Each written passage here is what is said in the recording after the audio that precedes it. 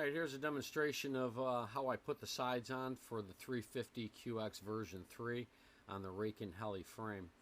Now, if you notice right here where the arm mount, there's like an indentation, and right where on the other side, right where the tube ends or comes right into the inside, is basically where it locks into.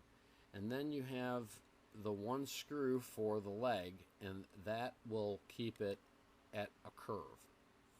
And I ran my antenna through here, so I had to notch the plastic out. And the plastic that I used is basically, I got this at Home Depot. I did wind up changing it out. I did use a milk bottle. It was a little too thin. I needed something that had a little bit of thickness to it. So the thickness of this here is 1.25 millimeters, 1.28, and anything about that thickness would suffice. So how it is in there, what I wound up doing to tighten it down, I just took the screws on the front or on the side, and I would just loosen them.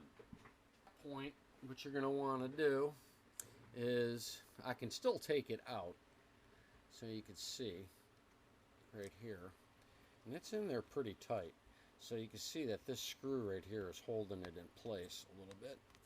So once I get it past that point, now I'm going to measure the length, and you can see that I wound up putting some carbon fiber vinyl on there, and that gives it pretty damn close representation to the carbon fiber that's already on it, and added some chrome RKH decals. Alright, so the height of this is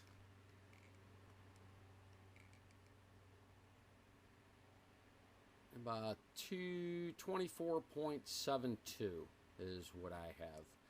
And as far as the length, you can see what I did in the front, made a little curve right here, and that is because of the curve of the arm mount on the inside, and I wanted it to cradle that. So the back side you don't have to worry about, because it actually sits against this this edge right here. So let's get the length of this, so if you decide to make your own. Now as far as the curve, you're going to have to adjust that yourself, because, you know, it was just an eyeball thing. So, and the total length is, let's get this on here, 137.50. So that'll take care of that. So again, now if I was to do this, I mean, I know how it fits, and I'm pretty satisfied with the height. I can virtually just put this in. So this part's going to sit in on the inside, and then through the front I can keep it from pushing back. So I'm going to put it over my antenna, put it over the screw, and once it goes over that screw, it'll just snap in and go against the standoffs that are there. Now you can see that I'm not all the way in yet, so if I push it in, it's going to lock it right into place.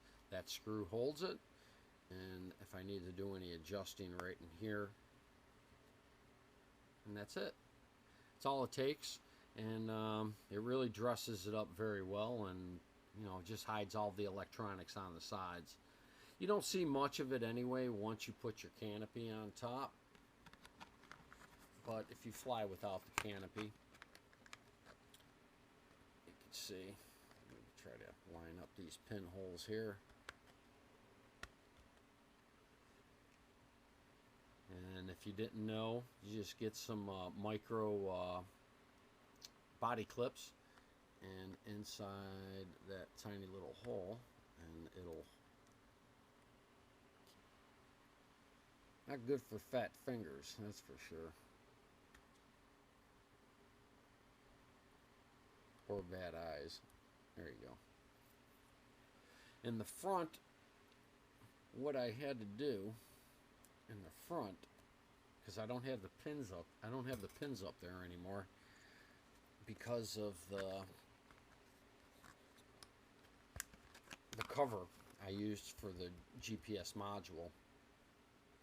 What I did is I took some screws, which are nylon screws, and basically they fit right inside of the opening that's in the arm, and they're just sitting in there. They can't come up and they can't go down any further, and so this way I get a little more height, because this is just a touch taller than what I need. So by having the screw or the threads come up a little more, I'm able to use a nylon nut, and I can screw it on and tighten it down, and do that for both sides. And that's pretty much about it. That's all you really need to know, and hopefully you can use this couple tips here, and thank you for viewing. Have a great day.